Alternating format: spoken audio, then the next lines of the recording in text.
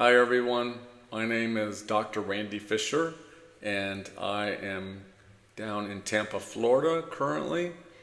And what I wanted to do was to create a video of a friend of mine that lives over in Winter Haven, Florida, that a couple months ago, his name is Mark Kilvington, and Mark is an artist. And he had started to talk about his experiences with a UFO back in 1963.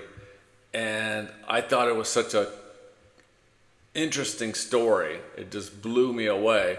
I wanted to, number one, since Mark is an artist, to commission him to paint what he saw, and then number two, to get an interview with him. So my video today is really 10 to 12 minutes of my interview with Mark. The sound was a little soft, so I tried to bump up the quality of the sound. I have 40 some years in the Department of Defense. The first 20 years was as an Air Force officer, and then my last 20 years I worked inside the Pentagon right before 9/11 and survived the attack.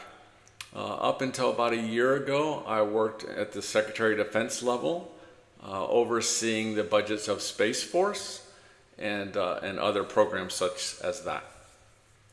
But when I left the Pentagon about a year ago and down here to Tampa area, and I heard Mark's story, I just thought, wow, I'm a believer, and so I wanted to capture his story and share it with you from 1963.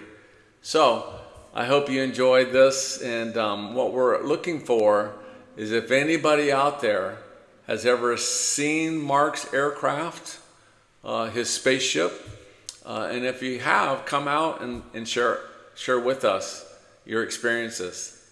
All right, I hope you enjoy this. Thank you. All right, Randall Fisher, and today is March the 9th of 2024, and we are in Winter Haven, Florida, and we're doing a special interview with a very special artist, and we're going to get to that here in a second. And let's see, we'll go around the room and make introductions. So Jane, artist's wife. Yes, Kilvington. Say it again. Kilvington. Kilvington. Kilvington. All right, and then the artist. Kilvington. Kilvington. And is that like Northeast, or is that a Czech name, or is it a Russian name? That's a Yorkshire name. A Yorkshire name. England. Okay, all right. Mark, don't go anywhere. Charlene Bennett, my mother, is here for the interview process too, the committee. Mr. Joe Kane from Canada.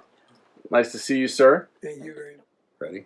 Yep. Mark Kilvington from Winter Haven, Florida. Okay. Could we have your phone number? No, we don't need it. What's the date? That's probably a good idea. So today's date? Yeah, I said that in introduction. It's March the 8th, 2024, or 9th, March the 9th, 2024, and Mark was describing his encounter. Well, I saw my opening when we went to dinner that night. Heck yeah. You were saying you were part of the space thing. That's what Yeah. something went off. Well, I'm going to ask him something Yeah. about UFOs and see what. And as soon as I said it, something went off in him. So that makes me think that there's more going on than they let. Yep. Can't tell ya. No. Anyway. Yeah, I was painting. Thank you. I was teasing you that I've seen that before. Yeah, this is take 2. This is a continuation of our previous interview. Right. So, Mark, I apologize. Jane, you can come in and listen. Huh? Don't throw them off. Yeah, don't throw us off. Because literally we can just slice all this out and slice it in that we like. Mark, So last Christmas, well, let me just, I think we ought I'll to do the intro a little bit again. So last Christmas of 2023, and now it's March the 9th, 2024. And Mark, I'm going to let you say your last name. Mark Kilvington. Kilvington. So I want to say Ten at the end. That's why I'm not doing it anymore. And so, Mark, last Christmas, around 2023, we were having dinner here with my folks, and we talked about me working in the Pentagon and connect. And you decided that you were going to share that you actually had a story to tell when you were 12 years old. And I challenged you then, since you're an artist, could you put it on canvas? And I said a few things to try and see what kind of reaction I was going to get from you. I'm a believer. And so then we took it from there. We took it from there. So this last spring, right now in 2024, you've taken a couple months, and you put your sighting of 60 years ago. 60 years ago this year. Right. Because it's 1963 ish. Right. And so, describe. You're 12 years old. Yeah, this is the painting that we finally ended up doing. And this is in a town on the south shore of Long Island, Patchogue, New York. And this street down here is Washington Avenue. And my grandfather's house was across the street.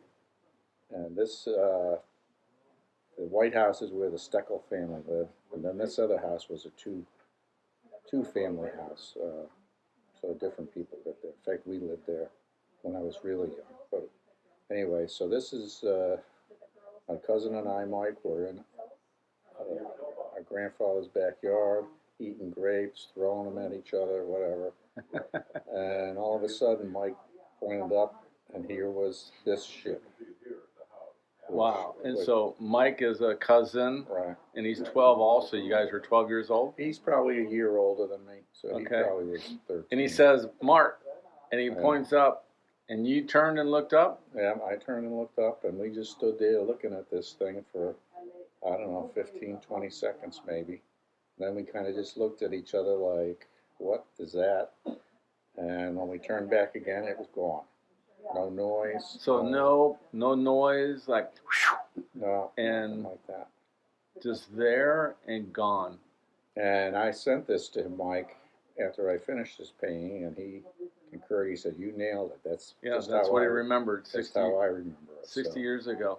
So to put the time period, then you had painted in a couple cars of the era. Right. And the one with the fins is called a what? 59 Chevrolet. Okay. And then the one with the nose? Yeah, the red one is probably 63 or 64 Ford. Okay. All right. And so you looked up and you saw this, and was it spinning? Are those windows or lights? Well, I think they were windows. They weren't spinning. It wasn't doing anything. They may have been lights, but they weren't flashing or anything. If they were, they looked dark, kind of like a window would look, darkness to the... And you're a professional artist, and so when I say that, meaning you have the size of the houses there, and you had mentioned you've gone back a couple of times to see the old neighborhood, right. But the perspective of the house versus the size of that ship it seems like it might be half a block away, or... Yeah, I think it was pretty close. I mean, you really don't know because you really don't know how big it really was, But if it was up like right on top of you, that would be, a huge craft. It was sharp focus, so I think it was pretty much right behind that row of trees. Okay. Just behind that two-story house there. And then a matter of 20 seconds staring at it, and then we turn, look back up, and it's just gone. Right. And then you said that Mike, your cousin, soon afterwards drew a picture of the ship in the sand? Yeah, he took a stick and he drew it, and just so we would remember what it looked like. But this image has stuck with me for the last 60 years. So, And so, how often have you told the stories? You're kind of to me, you're a shy person. It's not like you. Yeah, I've never really shared it too much. Once in a while, I might, if I think somebody might be a believer, I might share. But I've shared it a couple times with people who didn't even respond. So. Yeah. They probably think I was making something up. And you can believe what you want. No. This is what we saw. I mean, I believe it. Oh, why would you make up something like that? So, and so the time and the location and your age, and you're with your first cousin who collaborated just recently that you got the canopy right. And then, nowadays UFOs are coming out for the last several years, and in the office in the Pentagon, we have a lot of money towards researching sightings and whatnot. And all the stuff that you see on TV or in the newspapers, have you seen your craft before anywhere? I've seen a picture, black and white, very, very similar to this craft. The thing I remember about this craft was it was silver, but it had that orange band going around it. That was very distinctive. An orange band. And I don't know why it was orange, or maybe it didn't look like it was glowing. So, but maybe it was some kind of a light type of thing, but it wasn't glowing. And the day looks like it's clear. It's like you're not painting any clouds or a thunderstorm. Yeah, it was just during the summertime and middle of the afternoon, Okay. And you're not inside of another car, or you're not in a glass where you see like a reflection. No, you're no, out no, in no. you're We're just outside out in the yard, throwing across grapes the and street. stuff. Just out across the street, yeah, in the yard. The early '60s, so it's not like a giant B-52 is not going to hover there. Now we had balloons, but a balloon can't just show and all of a sudden disappear That's right. in a blink of an eye. So, all right, wow.